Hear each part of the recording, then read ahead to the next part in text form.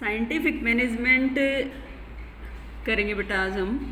तो scientific management से पहले हम फंडामेंटल ऑफ प्रिंसिपल से रिलेटेड जो हमारा टॉपिक है हम कंप्लीट कर चुके हैं, जिसमें हमारा हेनरी फ्योल ने 14 सिद्धांत दिए हैं और उन 14 सिद्धांत में उन्होंने बताया है कि जैसे जैसे आप प्रैक्टिस बेस्ड इनको रखेंगे वैसे वैसे आपका आउटपुट ज़्यादा रहेगा।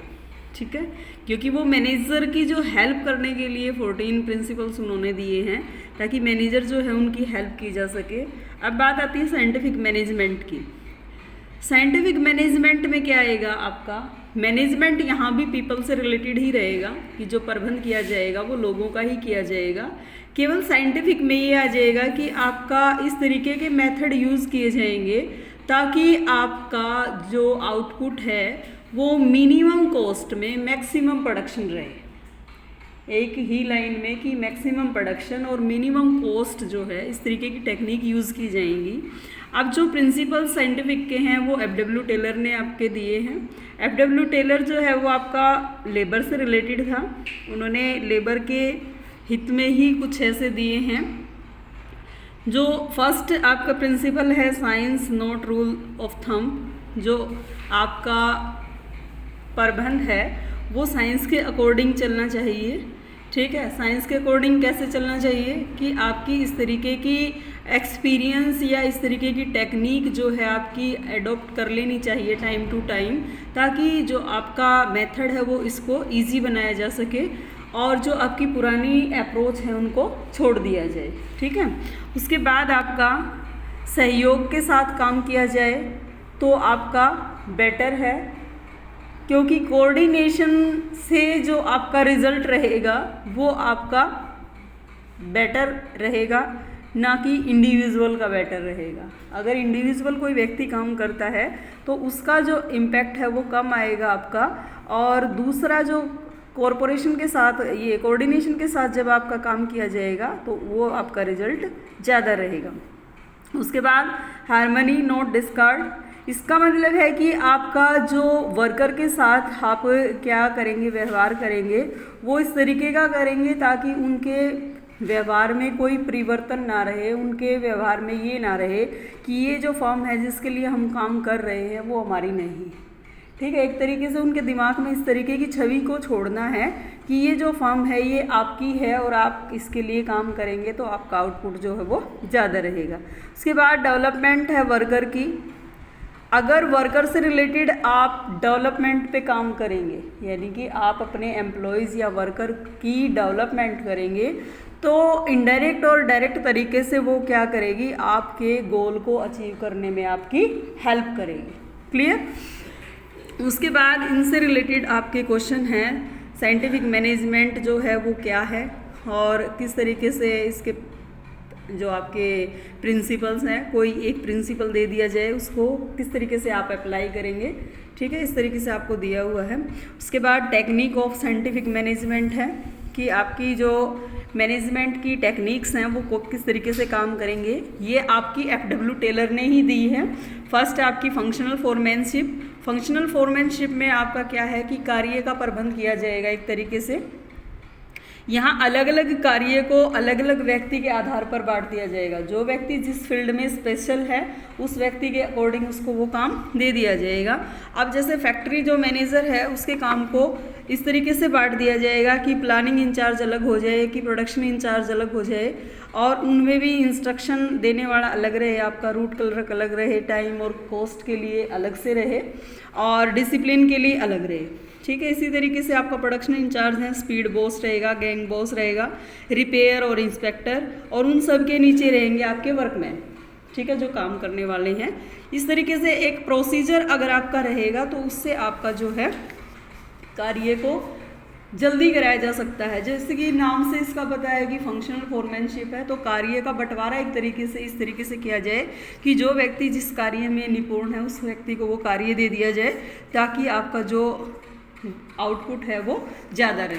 इसके बाद आपकी नेक्स्ट जो आएगी इसमें standardisation and simplification of work.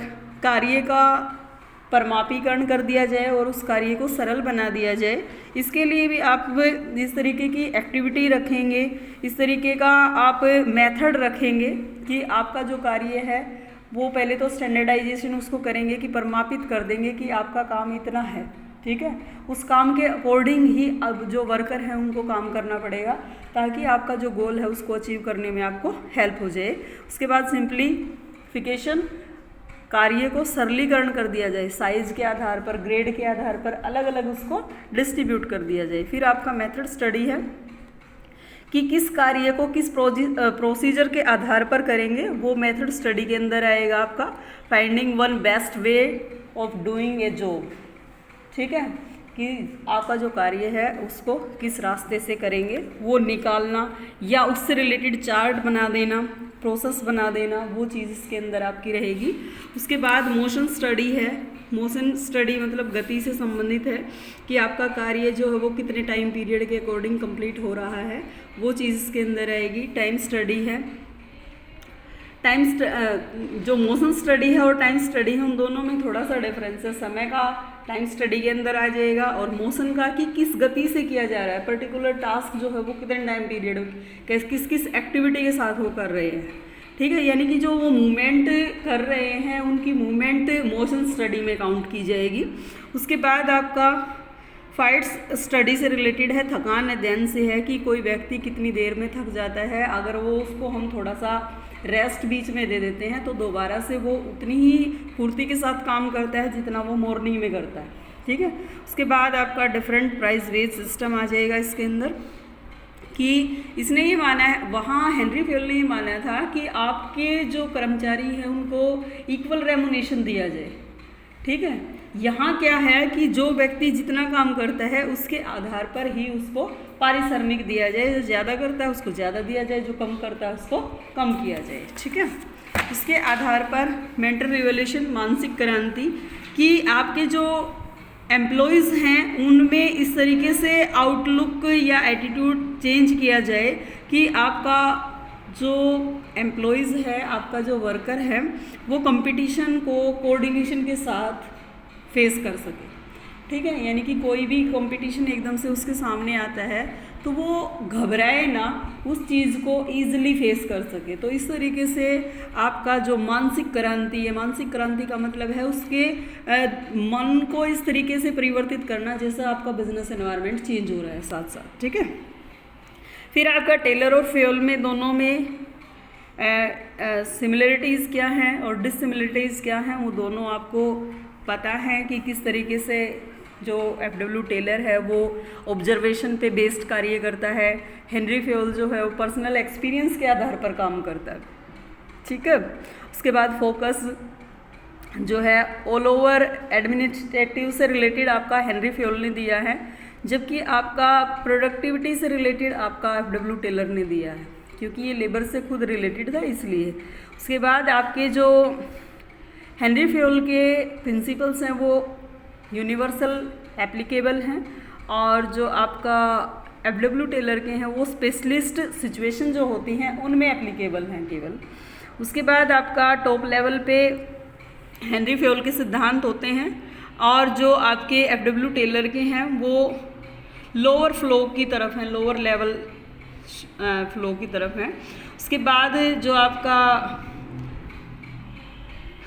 इसमें जर्नल मैनेजमेंट से रिलेटेड हैं हेनरी फ्योल के, और साइंटिफिक मैनेजमेंट के एफडब्ल्यू टेलर के हैं।